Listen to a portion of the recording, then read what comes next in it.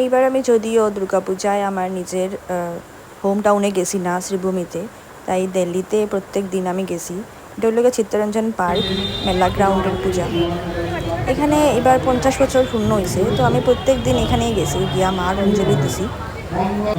আমি ভাবছি না আমি অঞ্জলি দিতে পারবো, তো ওই গিয়া দেখি আমি সপ্তমীর দিন এখানে অঞ্জলি দেওয়া চলে, জাস্ট শুরু হয়েছে। তো আমার মানে ভাগ্য, মানে মনে যদি ইচ্ছা থাকে তে সব কিছু পূরণ হয়, তো গিয়া দেখছি অঞ্জলি হর। এখানে বহু সময় বইয়া আমি টাইম স্পেন্ড করছি, তারা ঢাক বাজার, ঢাক শুনলাম। আর এখানে দুর্গা পূজাও হয়েছে, পুজো টুজা সব কিছু দেখছি বইয়া, ভালো মানে ভালো মতো পুজো হয়েছে। এখানে তার ডেকোরেশনটা দেখো খুব সুন্দর।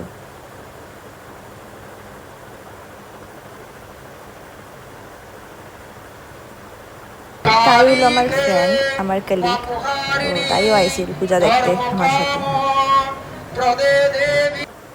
আর মেলা গ্রাউন্ডের পূজাতে অনেক ধরনের এক্সিবিশন নিয়ে বইছে, তারা বাইরে থেকে আইয়া এখানে স্টল দিছে, অনেক ধরনের জিনিস এখানে পাওয়া যায়। তো এগুলো আমরা এক্সপ্লোর করছি, খুব ভালো লাগছে। আর এখানে বিভিন্ন ধরনের খাওয়া আছে, বিভিন্ন ধরনের খাবার stall, veg non veg fuchka সব কিছু আছে এখানে।